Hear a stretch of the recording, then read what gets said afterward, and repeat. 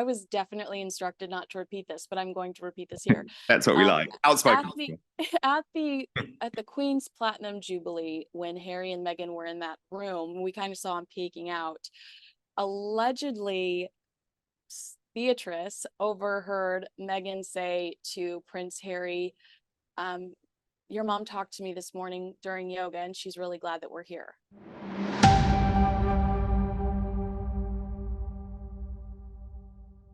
Kinsey Schofield, it is so good to be reunited with you from Los Angeles. How are you? I know. Look at your beautiful face. No, I'm so happy to see you again, too. I think the last time, wow, when was the last time I saw you? Was it the late Queen's funeral or the King's coronation? I can't remember. One of those trips you made to London. Coronation. It was with Lady Victoria sitting to my left, I believe. And we were talking about how people were refusing to say an oath to the king at the time, I believe. How rude. Yes, that's right. And my goodness, so much has happened then. But it was really interesting, Kinsey, because I always knew that when Harry and Meghan moved to California, there was going to be one American who made their name off that move. And I think it's you. And I'm so delighted about that because you truly love the royal family. And I want to speak about that later on in the interview, actually.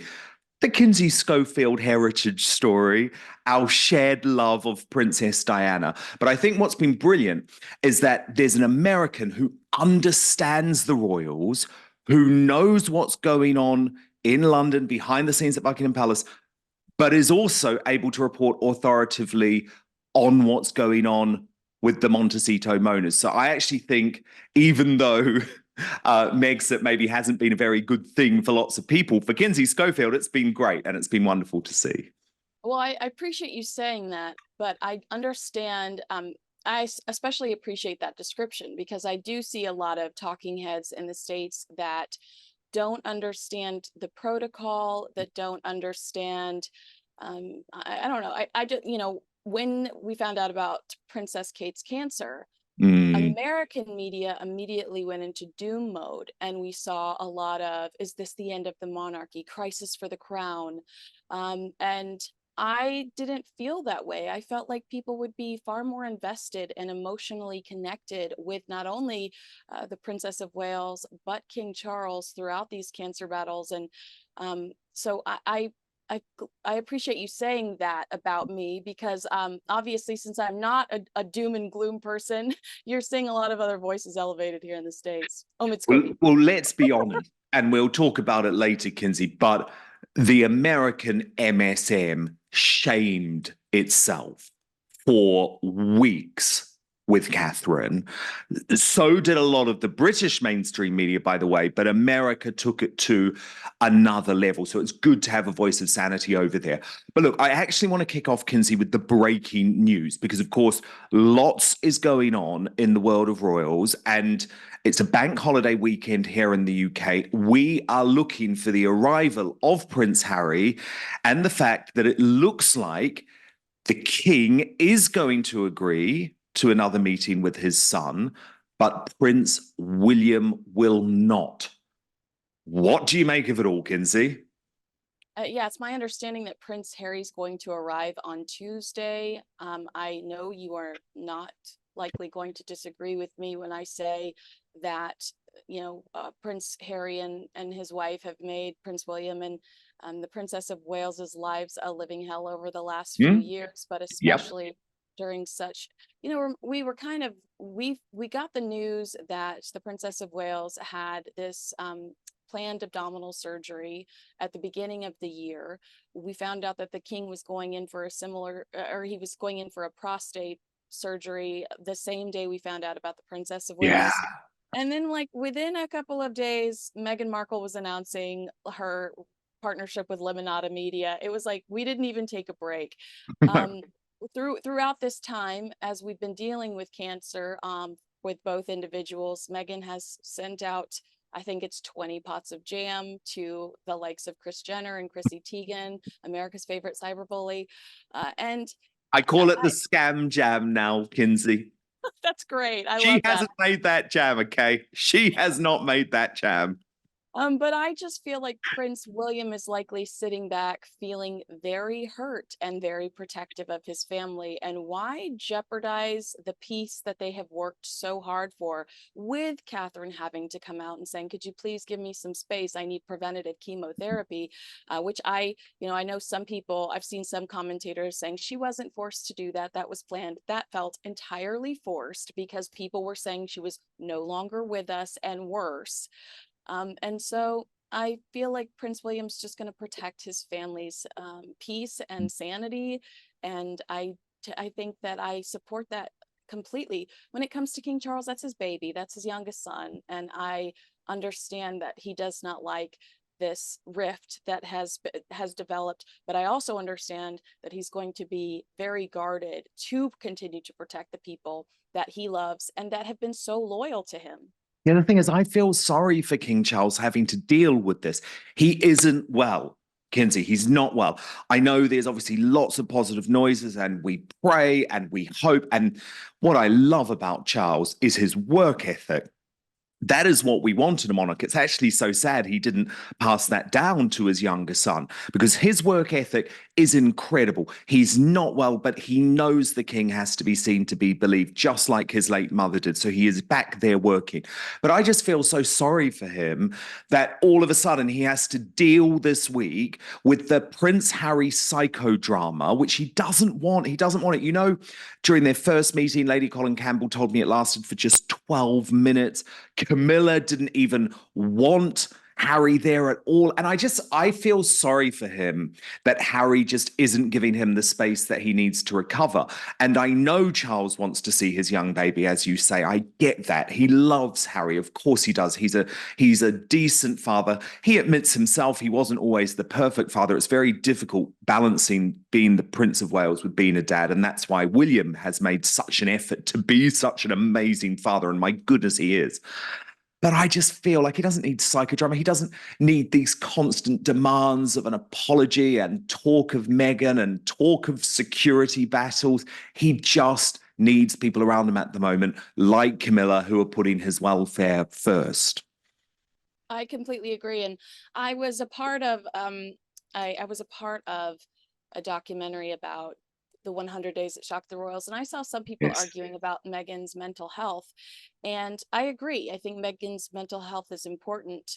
However, I also would stress that I felt like Harry and Meghan changed the game, not only with the reality show, but with the op-ed that Yep. Meghan wrote after the miscarriage. And now people demand more information about the private lives and the health of these individuals that typically we wouldn't get. I mean, we didn't know the extent that the Queen was ill prior to her passing, and I felt like that was fine, like that was her business.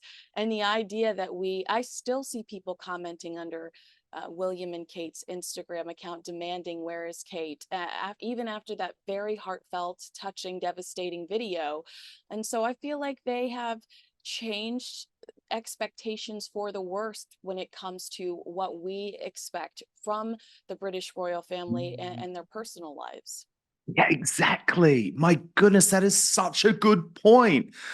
They have actually put all of this pressure, piled the pressure on William and Charles and Camilla and Catherine to reveal private information, because they are the ones that turn this into a soap opera. I hadn't actually thought of it quite like that before, Kinsey, but I couldn't agree more.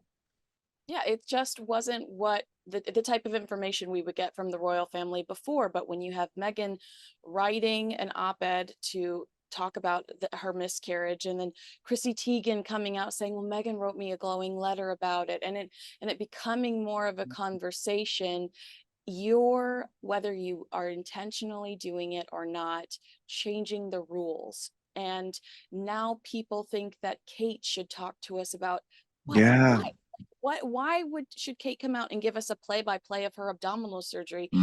I'll tell you, when I do American media, even today, questions are, so do we know what kind of cancer it is for King Charles? And what kind of treatment is he receiving? Why is that even if I knew it because somebody whispered it in my ear, I wouldn't tell it to you because they have clearly stated that they want it. No, isn't that, doesn't that feel Yeah. just icky? See, I'm really glad you've raised this, Kinsey, because I wanted to talk to you about this. I am torn on this issue, not when it comes to Catherine. I think she's absolutely entitled to her medical privacy. As you know, I knew a lot of the details about what was going on. I was trying to warn people. I appeared on the Meghan Kelly show when all of the rumors were going crazy, and I said, she's really seriously unwell. Stop this. You're going to regret it. Yeah. I didn't even consider revealing any personal health information about Catherine. I never would. Where I'm going to say a little but is about the king. And I'm happy to have this debate because I know people disagree with me, right? But he is the head of state. Do you not think that we have a right to know, given that the severity of his cancer is going to impact a lot about the country over the next 20 years and the Commonwealth? Or do you think that actually, no, it's personal, and just like the late Queen and Prince Philip before him, who, as you quite rightly remind us, was suffering cancer, but it was never publicly reported, do you think he has that right? Because I'm not sure he does as head of state. And I know that won't make me popular in some quarters, but I'm just not sure he does. I'm going to be outspoken here for a second. Yes, that's what we like. I'm gonna shield. So what I would tell you is, if I was talking to anybody but you, I would say I think he deserves privacy. But if I'm being honest, I would tell you that if it's worse than they're telling us, that puts so much additional pressure on Prince William and Kate. Oh, I know. If it is worse, then he is negatively affecting the peace and the healing of the Princess of Wales, because all eyes are going to shift. Because look, we love King Charles, but the clickbait is William and Kate. So if the king is worse than they're letting on, literally all eyes start to obsess over I know. At a King William time, reign. yeah, at a time when they can least afford that pressure. Because remember, William wanted the kids to get through school, ideally, before he had to take on the throne. And he never expected that his young wife would be battling cancer and going through chemotherapy. So I agree that the pressure on William and Catherine is really difficult. But the American media has reported much more than the British media, Kinsey. So In Touch magazine, which has a British editor, and I know him, he's a very credible guy. They have reported that King Charles has pancreatic cancer. The Daily Beast, which is obviously, again, a major liberal. Tina Brown started that. Yeah, exactly. A relatively credible publication, which has a full-time royal correspondent, has reported that the king's cancer is really bad and that there are plans already being put in place for a much earlier transition. I mean, I haven't reported that, but I think, given it is out there in America, you're in America, is it right that the royal rota and the official British media almost cover up this information and don't report it to the British public? Because I'm battling with these questions, you see, because I'm not in the mainstream media now. So I want to be able to be as truthful as possible with my viewers and readers, but also respectful. So I'm sort of battling with this. Well, first of all, I know you know this. A lot of people seized on the headline that they were revamping the king's funeral plans, and you know as well as I do that is something they regularly all do. All the time. Thankfully, they had just done it for the Queen Mother, and that's the only reason they had any template whatsoever for Princess Diana's death. So I did feel like they learned from that, didn't they? Right. They definitely seized on that headline. I'm torn because I I've only heard from Americans that the king is worse. When I think about people that have reached out to me personally and have said, I'm hearing this, are you?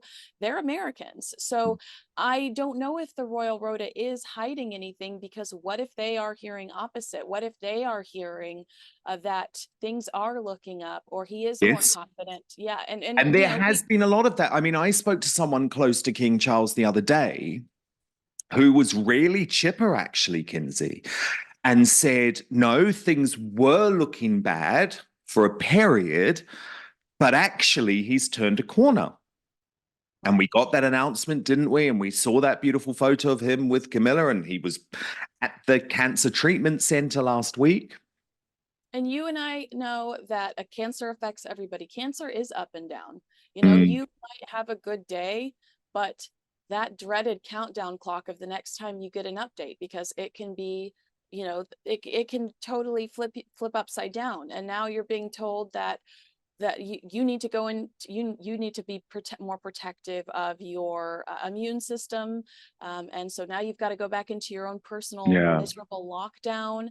And so I do think that it's great to hear him planning for trooping. It's great, the idea that we could see him at trooping. It makes me sad that people are still saying we might not see Catherine at trooping. I don't necessarily believe that. I feel like she'll do everything in her power to be there. I, But I personally don't think we're going to see her there. It's my oof, personal view.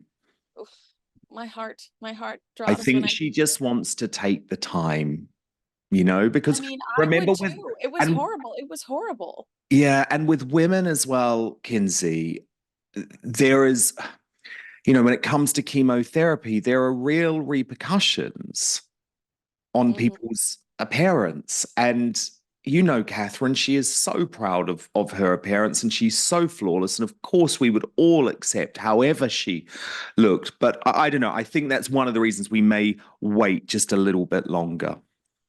I think that that's fair. And you're exactly right. I've had people reach out to me and say, I found out a way to keep my hair during chemotherapy.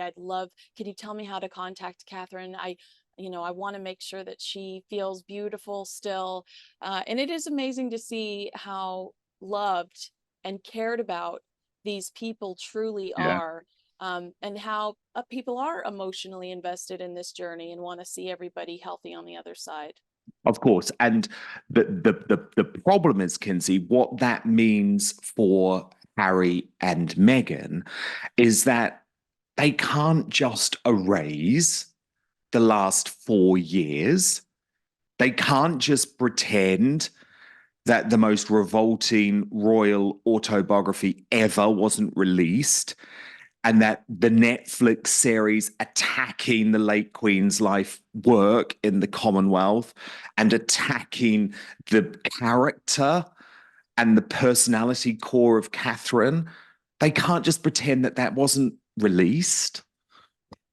That But I happened. don't think they care to. I don't think they care to, because if they were really concerned about this, they wouldn't be doing such shallow initiatives like distributing the scam jam to the 1% in Santa Barbara. I mean, that just feels so, Yeah. it's pre-royal. It's Meghan Markle when she was But is shaking there a her butt for the market for this in California, Kinsey? Because you're a Californian gal, right? Born and bred.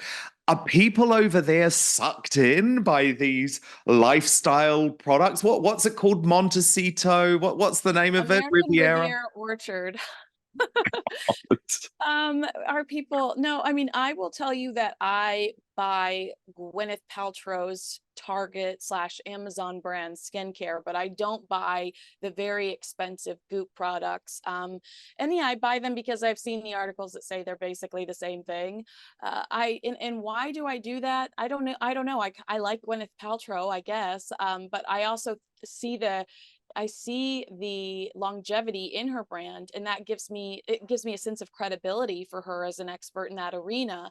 So I think that more than liking Gwyneth Paltrow, I see the longevity in her brand. So, because remember, Martha Stewart went after Gwyneth Paltrow along with Meghan Mm. when she launched her lifestyle brand as well. But otherwise, I don't feel like I don't wear Selena Gomez's Rare Beauty. don't, you know, I don't wear Paris Yeah. Hilton's perfume. So will Meghan, and it's not, I think if Meghan was selling something that was more on brand, like a wardrobe, that she might have more success. But I've never looked at Meghan, no matter how many morning show hits she did when she was just the girl from Suits, showing people how to make a sexy toast. Beckham, like it's been done before, Meghan. I never have seen her as like an expert in the kitchen. So, but Yeah. remember, she was pitching those shows in the UK before she Yes, she met was. Prince Harry. She was pitching to be a travel food Yeah. host. Would you know, Um, the agent Jonathan Shallett, he's one of like the main entertainment agents in the UK. She met with him to say she wanted to become a TV cook. So this is all absolutely part of her ambition. And we know the Netflix series. I mean, I think personally it sounds horrible, but I'm not going to lie, I will hate watch it. You know, Meghan cooking, probably some awful, tasteless vegan quinoa salad for some awful woke Hollywood pals. I mean, I will watch just like I hate listen to archetypes, but most other people got bored of it. right. I like, sometimes I still think about how happy I was when you liked my tweet when we were watching hate watching the documentary, and she conveniently filmed FaceTimed herself being proposed to by Harry. Do you remember that? I was like, Oh my oh, this is God. so unreal. Who does this? Who does this? It was a Um, plan right from yes. the start because no royal films their proposal. But do you Oh, know who does film their proposal, Kinsey? And by the way, I'm not slamming them. I have respect for them. But a Kardashian filmed right. their proposal. Someone who wants to have a reality TV career films Yes. their proposal. This was a Yes. setup. It was a plan. She knew what she was doing. She never wanted it to work within the royal family. I'm convinced of that. Are you? Oh yeah, no, I'm 100% convinced of that. And just the fact that they were also what was that Quick Bites streaming network that was happening? I mean, we've already forgotten about it, but Quibi, you know, they were Yes. already having these like, you know, meetings right after the wedding, like what kind of content could we develop for you? And I think that the people that were getting a whiff of the direction that they were going in were, there were so many red flags and so many alarms going Mm. off, and Harry and Meghan became much more secretive, and as they became much more secretive, you know, Kensington Palace as a whole, Prince William and all, on top of the bullying allegations, were thinking this is not going to work. You know, No, panic. What are we? no. How are we going to deal with this? This Yeah, is a monster. because the thing is, Kinsey, they were prepared for her to go back to acting. And by the way, I would have supported that. I actually publicly wrote a column in The Sun where I was working at the time saying that she shouldn't give everything up if she didn't want to. The thing is, acting is a craft. It is something that people work towards. It's something that brings a lot of folk great joy. But she doesn't want to be an actor. Being an actor was a means to an end. And it required work. She wants to be an Yeah, influencer, which is one yeah, post and you're done for the day. You know, you go collect totally. 10 grand. Lots of money, no work. Being an actor is hard work. It is. You're on the Being a set at royal is 4. hard work. Exactly. You're on the set at 4 a.m. You're some, you know, 12 Mhm. to 18-hour days. I do think though, because I have said I don't think she'll go back to acting.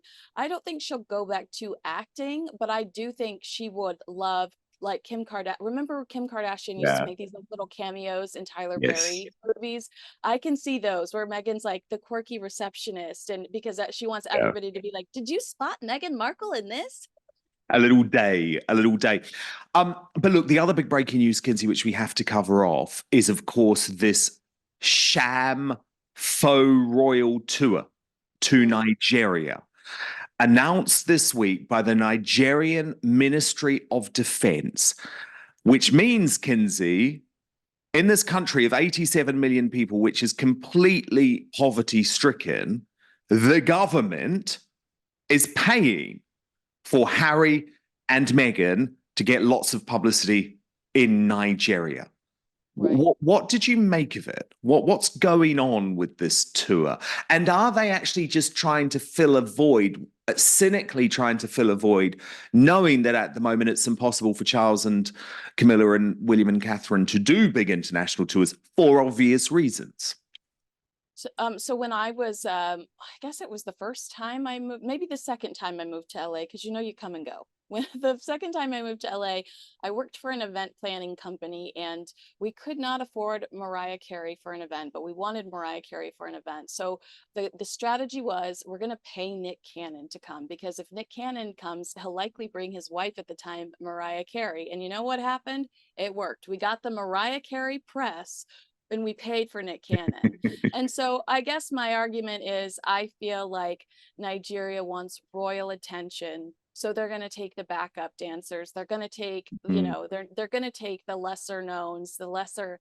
And you know what? Go where you're celebrated, not where you're tolerated. I think that Harry and Meghan, polling wise, are not popular in the United States and the UK, but they do poll well there. I think that people are very much engaged in their truth and not necessarily the truth. And so, you know, because Meghan made this proclamation, didn't she? Claiming, I don't know if you think this is true or not. I don't know that I've seen it verified anywhere. And I don't just trust anything they say, Kinsey. I don't. But she has claimed that she took a test that showed that she was 43% Nigerian. And you know, remember when she told Elle magazine that she had Maltese heritage, so that she could visit Malta for free and take all these cultural pictures there, and then didn't end up writing the article about that because they could not source that as true. So I feel like she does go. I mean, I think that she's got a great story for everyone she meets, because she's trying to ingratiate herself with that person or that group. The same way, remember when she stood on the platform and was like, I am your sister, you got, you know, I am just like you. She's taken a Zig Ziglar class, or Dale Carnegie, you know, I don't know, maybe that's her route, but I don't necessarily I think that they're just doing it obviously for positive PR, which they lack so completely in the States and in the UK. Is Harry starting to use the Invictus Games to try and become a pseudo royal again? Because remember, that was the plan for him to be a half in and half out royal, and it was actually the late Queen that put a stop to it.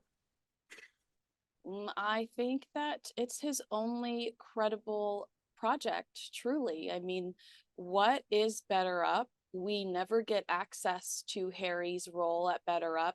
People paid, what was it, $1,200 or $1,500 last month, because they thought he was going to be a part of this.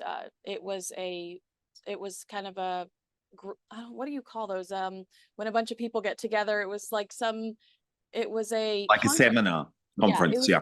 Yes, exactly. And so he was a part of this conference, and all these people paid thousands of dollars because they thought they were going to have access to him. And he was like the one person they didn't have access to. You had to be there live and in person to see Prince Harry. So it's the only example that either one of them truly have of a life of service. And when they spoke to Oprah Winfrey, and when Harry wrote in Spare and talked to Anderson Cooper, their version of events was that they left the royal family, aside from they didn't like the way that they were being treated, but because the royal family was holding them back from all of these great things they wanted to do for the world. They couldn't do this because Catherine had something on the calendar that day. They couldn't do this because Prince William wanted that charity. Prince William wanted that campaign. And so a lot of people bought into that. Wow, I can't wait to see what good they're going to do now that they're free from, you know, the royal family, and they're free from all these rules and regulations. The Invictus Games is the only example we have of them continuously doing good. So obviously he really has to elevate that, put all of his efforts into that, and because we hear about it so much more often than we ever did before. Well, yes. And the thing is, I don't look, it's impossible to say that the Invictus Games itself is not an incredible thing. And as you say, the one great legacy that Prince Harry leaves, wounded, sometimes terribly wounded veterans doing amazing things. Great. I am all for the Invictus Games. You probably sense, Kinsey, there's a but coming. And here's my but. I believe, and feel free to tell me if you think I'm wrong, but I believe that Harry is now starting to exploit and use the Invictus Games behind the scenes for political leverage. So we saw in the recent court case that he failed versus the Home Office in the UK, that there were these back channel communications going on. The judge actually really criticized Harry for this, between Harry and Johnny Mercer, who is the Veterans Affairs Minister in the UK. Now, officially, they have communication between each other because of the Invictus Games. But what it looked like, based on the court papers, is that Harry was actually asking Mercer to somehow use back channels to try and get him this security, or at least influence the Home Office in some way. Now, look, I know that's a strong allegation, but I have asked Johnny Mercer time and again, publicly, via X, to comment. What were your conversations with Prince Harry about? What was going on here? What were you actually secretly talking about? Why did you need access to these court papers? Kinsey, I have not heard a word back from him. So do you see what I mean? That's one example of him using the Invictus Games to try and influence the UK government. And now we see him using the Invictus Games to effectively get a free trip that he doesn't have to pay for in Nigeria. So am I being too cynical here?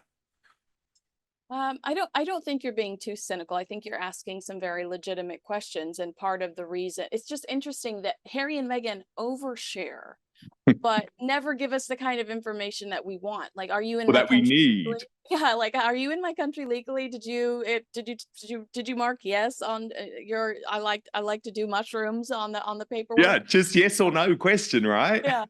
So I think that you're asking some really fair questions, but obviously they have their ultimate objective is to be I should say public figures leaning into politics, because politics equals power, and they want power, and they are two very entitled individuals, and it drives them crazy that they are some people that don't see them with this royal status anymore, and they have something to prove. So yes, with that being the only thing that gives Prince Harry credibility, he's going to work that and use that to continue to build on his brand and give him whatever opportunities he can get from that. Yeah, and that feels wrong to me. It just feels wrong that It's a little the icky. Invictus Games is sort of being used as a branding exercise. I just don't like that. I mean, it's the truth, because I have followed the royal family for years, and you'd hear about the Invictus Games when it was time for the Invictus Games, and that was great, and it was so much fun and lots of beautiful photos. And now I'm hearing about the Invictus Games once a month, once every 2 months, with some big Invictus Games initiative. Yeah, Harry on the slopes with Good Morning America, exactly. and it's like, okay. Exactly. It's like his excuse, because let's be honest, nothing has worked for Harry. None of his new projects have worked.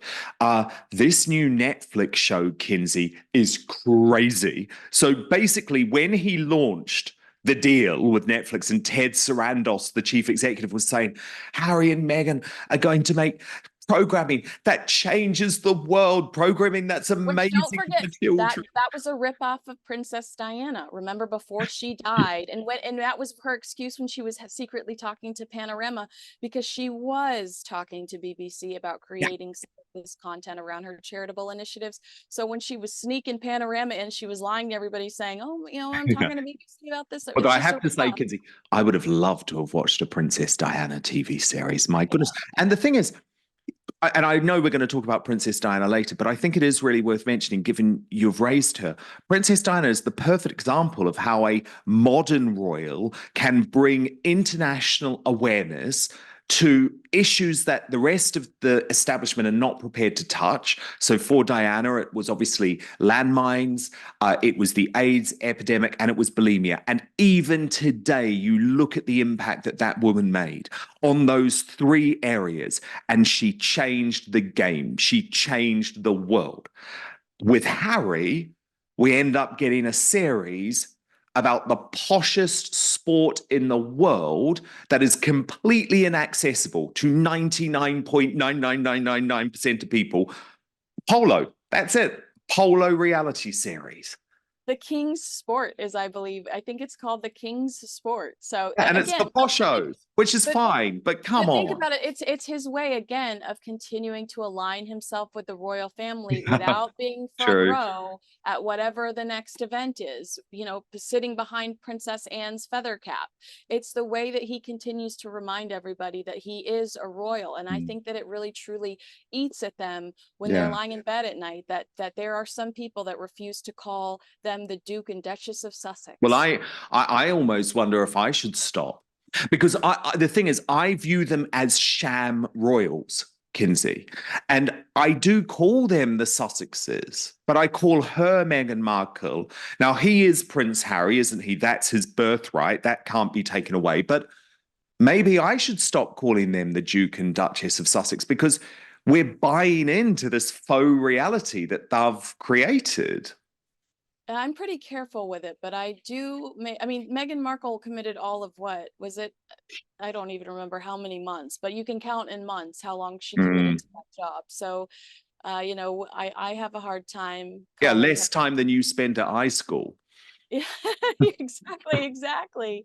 But I do think that I think that to Netflix, this is still a win because Oh, really? Okay. Why do you think that? what they want is the positive PR or the PR in general that Harry and Meghan generate.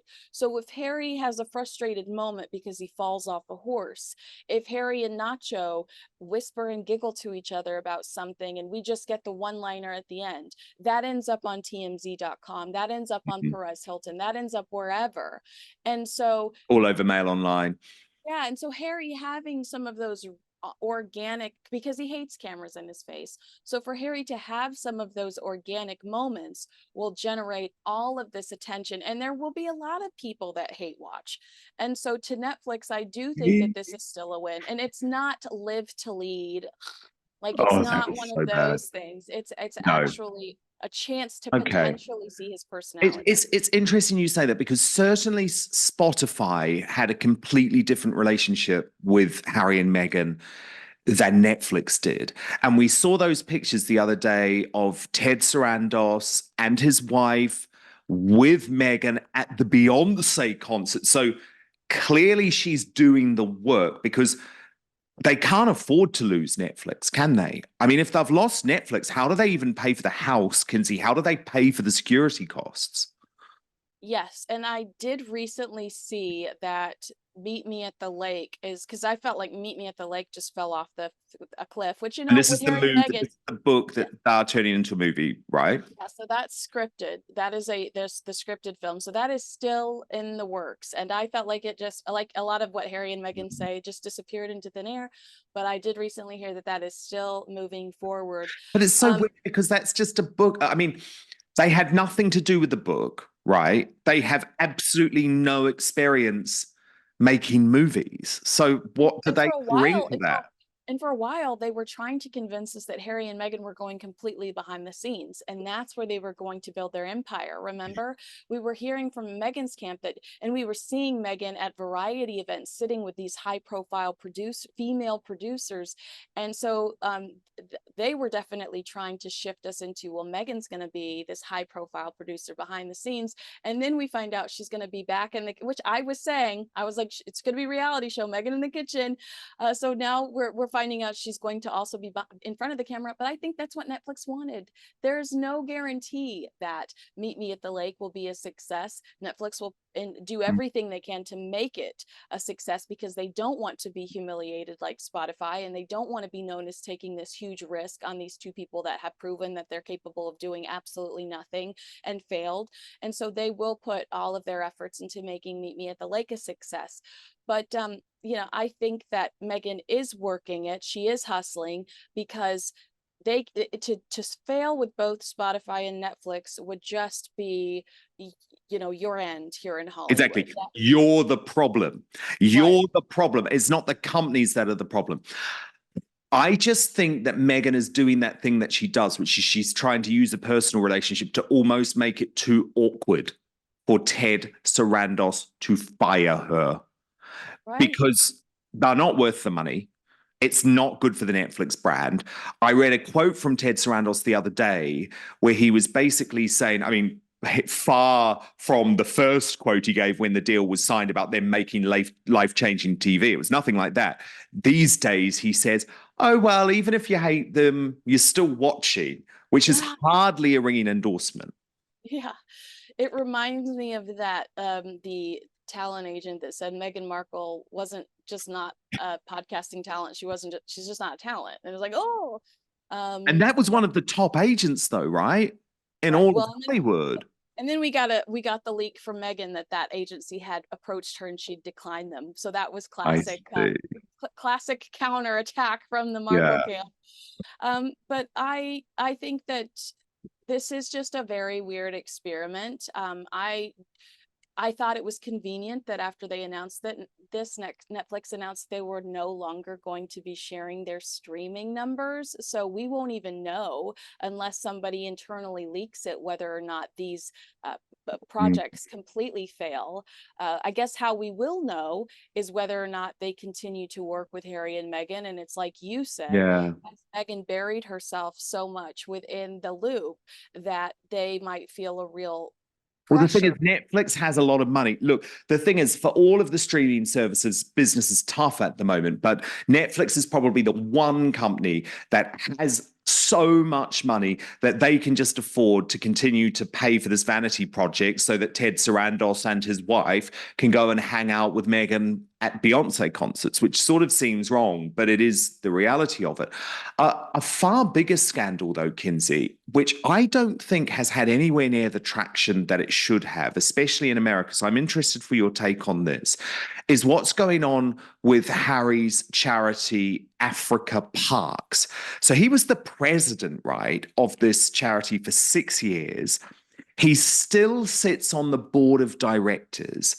There has been this big investigation showing that this charity actually used torture. And somehow this hasn't turned into a big scandal. Like, do we know, Kinsey, what Harry is actually doing about this?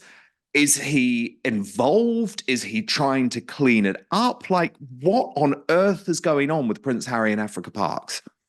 As so what we know right now is that Harry feels like he's done his part and he's washed his hands, despite the fact that more stories continue to leak. And it's violence, it's sexual assault, it is it's like you said, it's torture.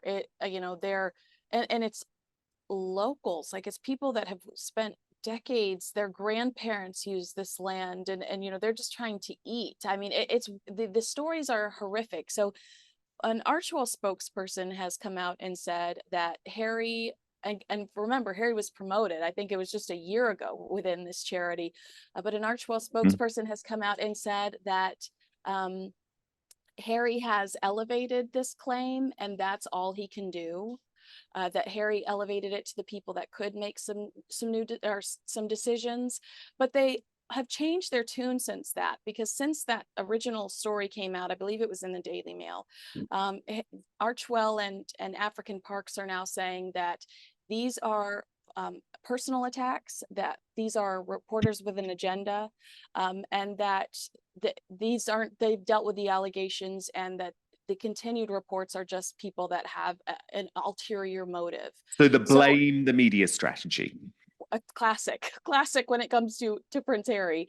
So I agree that he needs to step back, or he needs to step up to a microphone and say, I'm doing everything in my power to ensure that this never happens again, because this is another instance where well, first of all, we were told, and I was told, that there were people approached about an African documentary for Netflix that Prince Harry was going to produce and participate in. Did this African Parks story kill the opportunity there? Because how can Prince Harry do a glowing, glossy documentary about Africa when we're going to bring up the fact that he is a member of this charity that's accused of destroying these local communities? And so I think that he has to come out and say something or do something. But it's funny when he opts into never complain, never explain mode. It's conveniently only benefits him, but he seems to have shut down about this specific scandal. Wow. And I mean, you mentioned Archewell there. The turnover at Archewell just continues to be astronomical. No one stays, but they have now hired a new PR executive for the UK. I don't think the guy has the right experience at all to be managing Harry and Meghan, but it does show you that they realize things are not working out between them and the media. Yeah, in both the United States and the UK, they have two new individuals that are going to be managing their PR. You know, you're right about turnover at Archewell. And what's crazy is, because I heard this about one of the nannies, the NDAs that they have to sign are crazy. And one day I wonder if somebody's just going to snap and say, I don't care, I'm just going to talk, because there has been so much turnover and you would expect to hear more about it. But unfortunately, when you go to work for them, you do have to sign I pages know, and but the thing is, no one's going to sue, are they? yeah. Like at the end of the day, these stuff is. I mean, I'd love to hear, for example, from Melissa Tanami, who was the PA, who is used to working for high-profile people because she worked for Robbie Williams, and she was the one who was in tears and just couldn't cope and left. And then remember when they were in the UK, they also went through 3 nannies and 6 weeks. I mean, the thing is, an NDA, if you have information which is in the public interest, it's very hard to enforce. But is Meghan Markle was mean to me in the public interest? I think that that would be Mm, the argument used. I don't think that there, I don't think these people have anything that is necessarily, because Harry and Meghan are so secretive. I doubt they've overheard something like mm. a conversation about the African parks or something that's of public interest. But I'm sure that they could say, she made me feel this big. You know, she made me feel this big. And I think that that is what most people Mm. say coming away from that place, that their Mm. expectations were too high and that the communication was likely cruel. What about the bullying investigation, though? Surely there is a public interest in that being leaked because that actually involved their time working within the royal family. And taxpayer dollars, you Yeah, know, this is funding their money. office. Yeah, funding their staff members who were bullied. I think that it is of the public interest. And perhaps, I mean, I'm not sure that it won't come out one day. I wondered if one of the reasons Meghan continues to loathe the idea of going back to the UK is because she knows that that is a chess piece that they've got in their back pocket. And if she does continue to go after them, which we'll see with Limonada Media, we'll see what the Mm. direction her podcast goes in, because she could Is continue to she sell. really persevering with archetypes or is she going to do something new?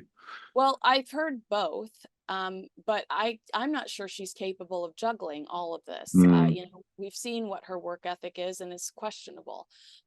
But I'm curious to see if she does continue to take subtle swipes at them. But it's also like, aren't you kind of over it? You haven't even communicated with these people in almost years at this point. Mm. What do you make of the fact that she isn't coming with Harry to the UK to the service at St. Paul's Cathedral for the Invictus Games because she's so concerned about being booed? And how do you feel about the rumors that Harry is also nervous about being booed? I mean, should we be outside there? Boo! I'd quite like that, but I presume Kinsey, given you are classy and sophisticated and on another level of sort of social consciousness to me, you probably think that's a terrible thing. I'm actually worried about running into them out here at certain events, you know, especially when it's Netflix related. Although it's interesting how they'll show up for the Bob Marley premiere, but I've never seen them do a carpet for a Netflix premiere. That like, I can you believe that Netflix allows that? But whatever, I digress. I have always, I've thought about that. What happens if I run into them? I feel like I wouldn't approach them because they don't seem like kind people to me. So I would not, I would not attempt any sort of communication with them whatsoever. But Um, you wouldn't boo them. and I would not boo them. No. Do you think uh, people should, or do you think it's wrong to do that? I just Because wouldn't they pursue were them. booed, remember, at the church service when they Yeah, and so came forward. this is for Invictus. Don't go. If you do not like him, don't go. Don't pursue it. If you, Mm. I can understand feeling just so angry at the Queen's funeral, or I can understand really feeling emotional. But if it's for something that's Prince Harry related, don't go. Don't pursue it. So If am you I a bad person for wanting him to be booed? I think that I wouldn't say you're a bad person. I think that we've all been It's through just this he's moment, caused so much damage, Kinsey, and right? he's so He has caused delusional, so much damage. Think of what he did to the late Queen and Prince Philip on their deathbeds. He but caused them Dan, so much stress. he Doesn't doesn't he think he's done. deserve to see how angry we are at him? He doesn't think he's done anything wrong. Like, tell me that that is not crazy. Like, he is under the delusion that Yeah, yeah. he is fighting for this woman who he believes is the reincarnation of his deceased mother. Like, Mm. I'm telling you, like, I'm not justifying it, but I'm saying he has no clear vision of the hurt he has caused. He has no grasp of the hurt he has caused. So he's not sorry. I don't think he's sorry. No, I think that he feels justified in his actions. He would tell you he's protecting his family, he's protecting his wife, he's protecting his children. So, look, let's talk about Diana because, of course, you first came to fame because of To Die For Daily. And Di is, of course, spelled D-I, and you're referring to Princess Diana. Yes. So, this is a woman who you clearly have a huge amount of respect for and believe that she has a legacy that matters. And I really believe that too.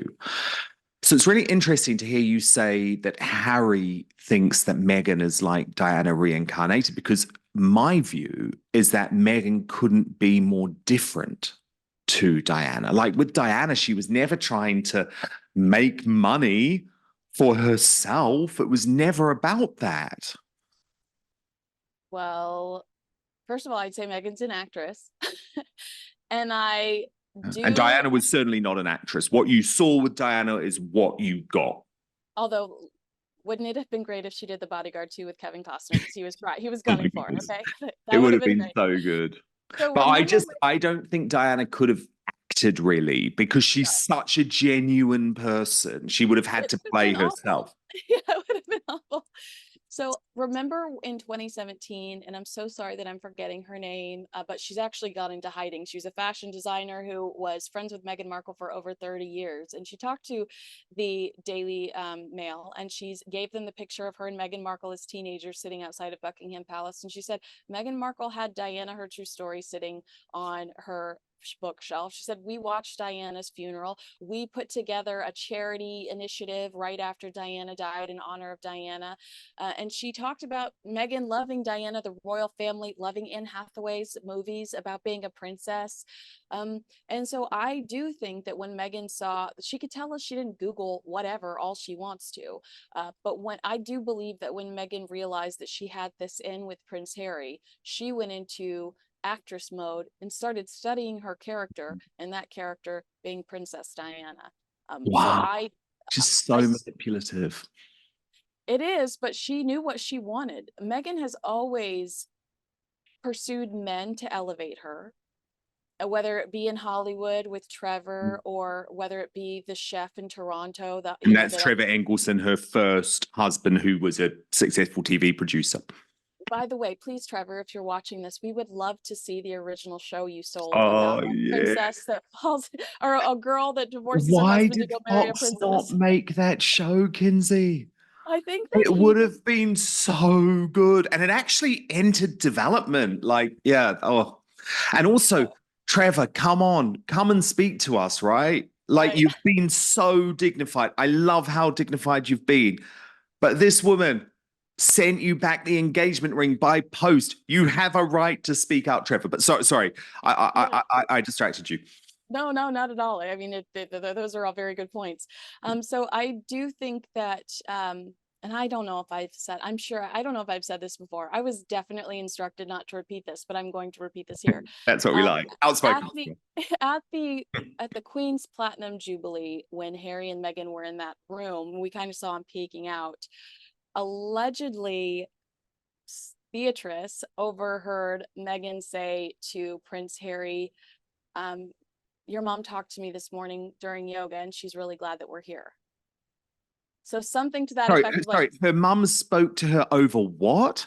while Meghan was doing yoga that morning, Diana Yeah, spoke to over her. Was yoga. really glad that they were at the Queen's Platinum Jubilee.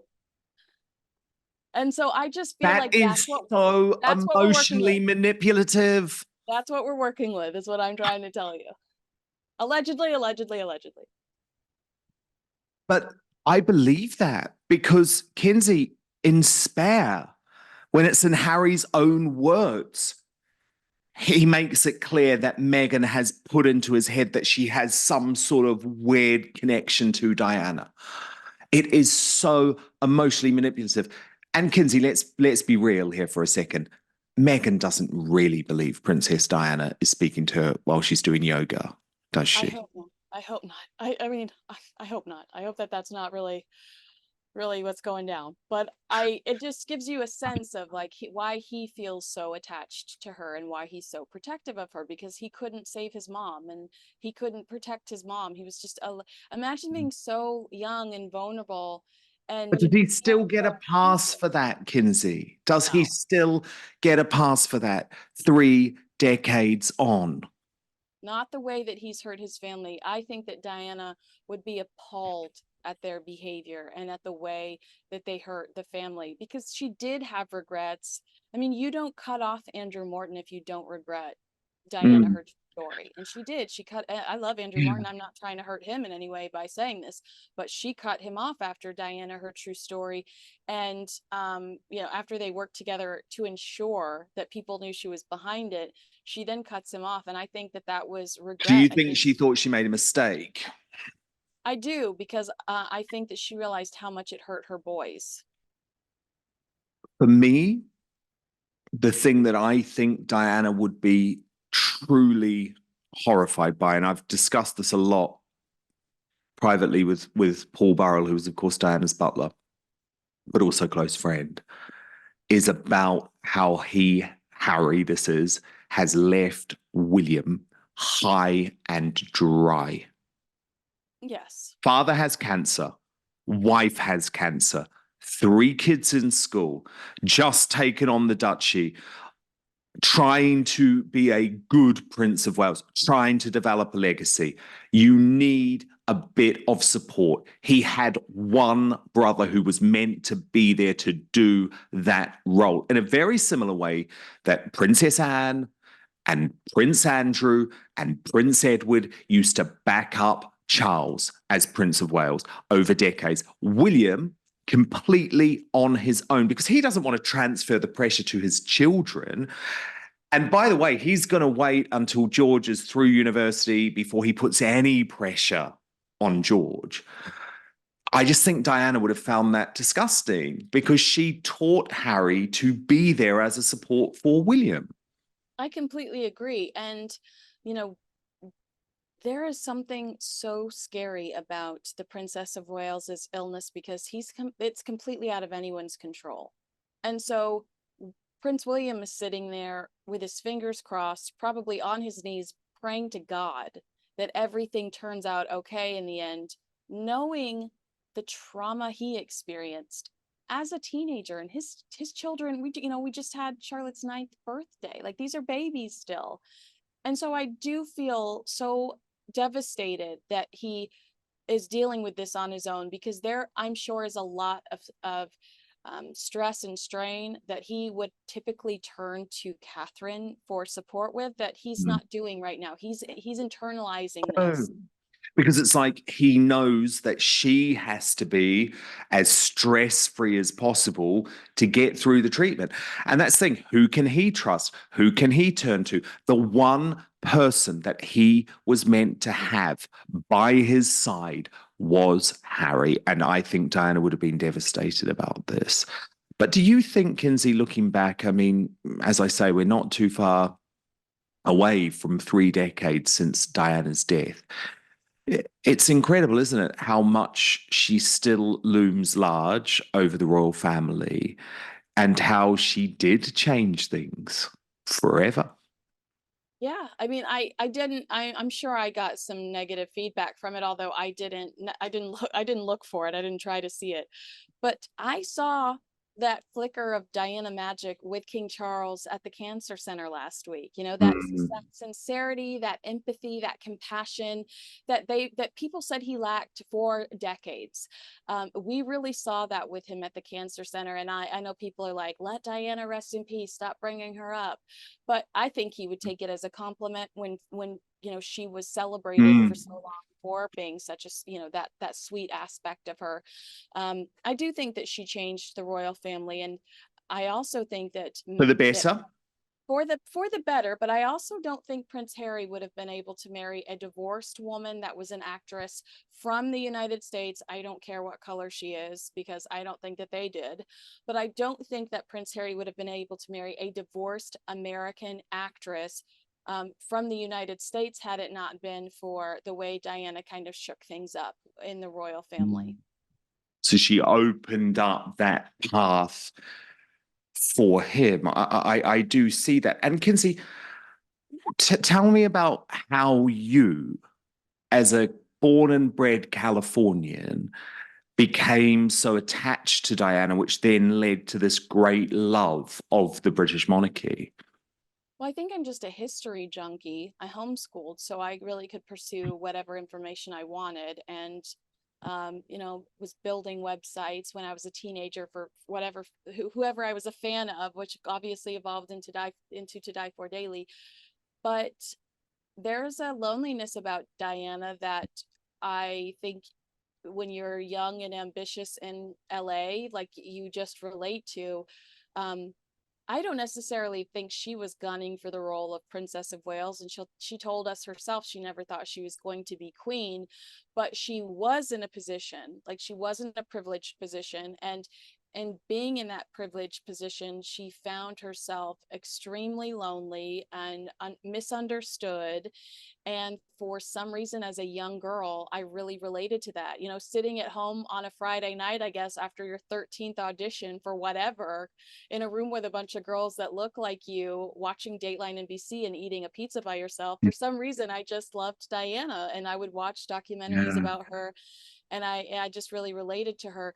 But I'll tell you what sparked my interest in, because I was a morning news anchor, and what sparked my interest in transitioning into royal reporting was I was so excited about Harry and Meghan. I absolutely loved Wow. them.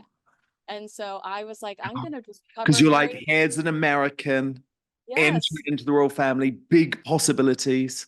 Yes. And so I couldn't wait I was like, I'm going to stop being a morning news anchor, and I'm just going to cover the royal Yeah. family, and I'm just going to do this as a fan.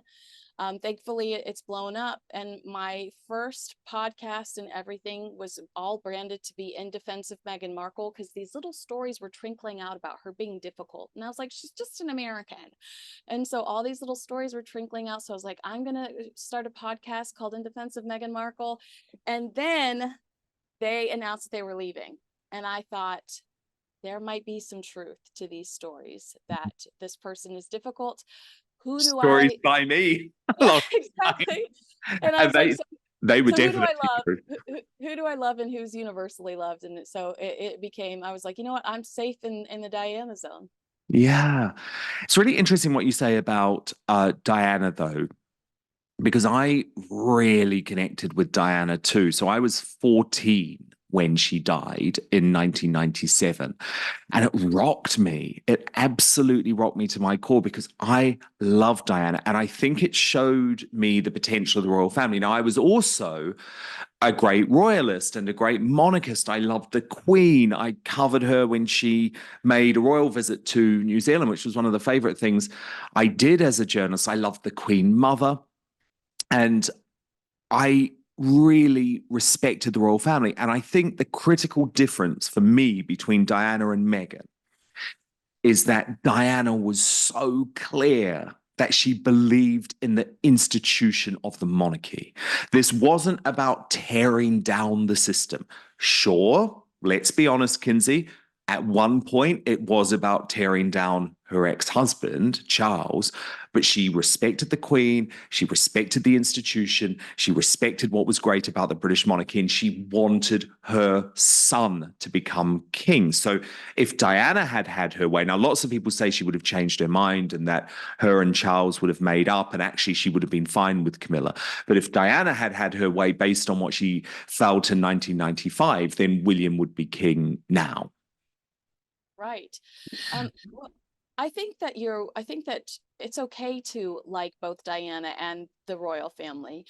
I think it's a topic for another time, but what Diana did, and I admit this, but what Diana did that somehow Harry and Meghan have not done is she clearly branded that there was a good side and a bad side, an enemy, and you know, you and I were both signed on to this, if I recall correctly, like Camilla was the bad guy.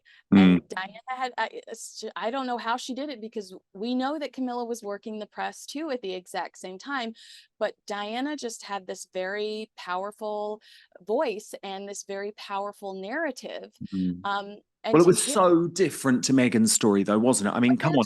She was they're a trying. 19-year-old virgin who Yes. entered the royal family, who was naive, whereas Meghan entered the royal family knowing exactly what she wanted out of it. A 40-year-old woman on a television show, absolutely. But they try to just rip pages out of Diana's playbook to try to, and I think that they're just like, Americans are stupid. We're just going to rip these pages out of the playbook and try to recreate them. Remember, there was the story of Diana throwing herself down the stairs. Meghan has said something similar. I mean, the charity documentaries, Harry and Meghan doing the exact same thing. It's like they sit through Andrew Morton's book or whatever book, highlight it and say, that's strategy number 473. And they just keep pumping out these things. There was something very creative. People say Diana wasn't very smart, but she was. There was something very creative about Diana and very strategic about Diana. And I do think there was a good guy and a bad guy when Diana was alive. Obviously it was Charles and Camilla on the bad guy team, but you could still love the Queen, you could still love Prince Andrew, who was a stud at the time. By the way, you've got to talk to Kevin Spacey about that guy next time, okay? Yes. But it's harder to like both camps today. And if I see somebody that loves the royal family and posts cute pictures of Meghan Markle on their Instagram, I'm like, what? What are you on? What's happening here? Because I just How don't can think. you support that? Yeah. Yeah, and look, I do think with Camilla, and I've always been honest about this. I've struggled with it all, because we were told she wasn't going to become queen consort at all, and then we were told she's never going to become queen. And I feel like the public, we were led down a garden path a little bit. They were never really honest with their intentions about Camilla. But where I do give Camilla a lot of credit, Kinsey, is that she never tried to be Diana. And Yeah. that's what's so interesting, what you're saying about Meghan. It's like Meghan is almost cosplaying Diana. 100%. And I'm glad you said that about Camilla, because I think both of us have evolved and really care about her and like her today. And I think that that's important to note, that while we were definitely on the Diana train and read those pages and felt we're emotional about those things. Remember, they called her the Rottweiler. It's changed. Not And nice. now you Yeah. see her and you see the way that she has as putting her own stamp on her reign. You know, what book is she reading? I want to know. Like, I'm going to read it Yeah. too, and then I'm going to imagine how she feels when she's reading page 13 of the same book that we're both reading. And so her role and her PR, yeah, while Harry says it, she sacrificed him for it. It certainly has improved. And some would say, Harry, you did that damage to yourself, buddy. Mm. But I do really see that Meghan tries to be similar to Diana. Not so much today. Today, I think we're seeing just take Meghan. Meghan's back to doing the same thing she was doing before Prince Harry. To Die For Daily, though, exists now on YouTube as well, right? It does. Hopefully, I'll get you on there one day. Oh my But goodness, I would love to. I am subscribed. I love it. No, I really love what you do. And I think it was such a nice thing to keep the spirit of Diana alive. Because actually, it's something that I have wanted to do. I understand that William and Harry don't always want to keep talking about her, especially William, but I think it's really important that the memory of Diana is kept alive. It's so sad to think that she would have been such a good grandmother to oh, George and and to Charlotte and Louis. I also, you know, I've heard other people say this, but I don't know if Harry would have married Meghan if Diana were alive. I think that, Really? yeah, I do believe that he would have married one of his earlier girlfriends, somebody that was Like in his, Chelsea. yes, like Chelsea, somebody that was, first of all, Chelsea would have had Diana to mentor her through some of this chaos. Diana was such a boss. I mean, she would have called up whoever was in whatever newsroom and said, lay off my Yeah. girl. I just feel like Harry pursued Meghan and really fell Yeah. in love with the idea of Meghan because she was so different and um, unfamiliar with his world, and he thought, I could get lost in your world, and that was appealing to him. But I do think that Diana would have been such a comforting figure to Prince William today with everything going on, and I think she would have been really good friends with Charles and Camilla at this point in time too, which is so Yeah, sad to it's think interesting. A about. lot of people do say that actually, that she would have moved on and that her and Camilla would be fine now, even though that's hard to imagine when you think of how bad it was at the time that she died and all of the acrimony there. I do think Harry should have married Chelsea. I know that sounds like a crazy thing to say. It's obviously none of my business who he chooses to marry, but the point is, she was his soulmate. He loved her a lot. And she was a good woman. Actually, there were a lot of similarities between a Chelsea and a Camilla. You know, it wasn't about her. She didn't want the spotlight. I think it's a real shame that that didn't work out. But I think what I disagree with is Harry constantly blaming the media. I think it was down to him. He could have managed things with Chelsea better. There was nothing forcing her to take on some sort of pseudo role. It would have been possible for them to live a very different sort of life. But he was quite immature. He didn't really know what he wanted. I mean, he could have moved to Africa to be with Chelsea. There was nothing to stop him from doing that. And I think she was the one that got away. Personally, having reported on it, I never really thought that Cressida was the one for him. There wasn't really that love there.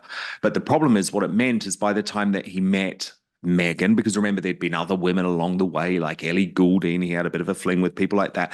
And it meant by the time he met Meghan, there was a bit of desperation creeping in. He was nervous. He was worried. He thought that he might not find the one. Because it's hard, isn't it, when the one, as I say, and I think it was Chelsea for him, slips through your fingers. And it's a shame because I think Chelsea was such a good woman. She never manipulated Harry. And the thing is, we know now she's never spoken out. KINSEY, she's never tried to cash in. She's never given an interview. She doesn't want to be famous. The issue with Cressida, she does want to be an actress. You know, she likes a bit of the publicity. Chelsea has never done any of that. She has never betrayed Harry or the royal family once. Imagine the secrets that she knows, KINSEY, because she was at those family events for years and years. So, oh, it's sad. It's a case of what might have been, but I don't think Harry can keep blaming other people. It's like, it's you who let her slip through your fingers. You could have proposed, but it is a shame because I think she would have been really good for the royal family. And I think if we had Princess Chelsea, Harry would be such a star now. And imagine the role that they would be taking on at the moment, Kinsey. I mean, they would basically be leading the show at the moment with the king incapacitated and Catherine incapacitated, and that putting lots of pressure on Camilla and William. But I guess what might have been, right? No, I mean, I keep saying that about Harry and Meghan. I keep saying, like, when people here want to talk to me about her jam, I'm like, I cannot believe I'm talking to you about Meghan Markle making jam. I When the know. reality is, had she just had some patience and some kindness, she would be the rock star that she expected to be when she Yes. told that one at Kensington Palace employee, I'm going to be your boss one day. Like that, she would Yes. be the rock star right now. It's a Had long game. Look at Sophie. You know, mm, look at how difficult it was for her. And she's a rock star now, even though she's far further down the pecking order than what Harry would have been. Oh, Kinsey, you're so brilliant. I could talk to you all day, but look, tell me everything. I obviously know, but I'd love people to sign up and follow To Die For Daily everywhere. So where are the best places for folk to find it? You can find the To Die For Daily podcast wherever you listen to podcasts. But if you're just looking for a source, just to quickly click on todiefordaily.com, and that's DI as in Diana, todiefordaily.com. Oh, you're brilliant, Kinsey. Thank you so much. I hope when we launch the Outspoken Daily Show later this year, you will be with me often. Oh my goodness, I love that idea. That sounds amazing. Thank you for thinking of me. But no, Kinsey, it's so great. I think it's so important that we have an American reporting on the Royals who loves the Royals and critically understands the Royals. It's so brilliant. And I've so loved this today, Kinsey. Thank you so much. Thank you, Dan, and congratulations on your new show. I'm proud of you. Thank you so much.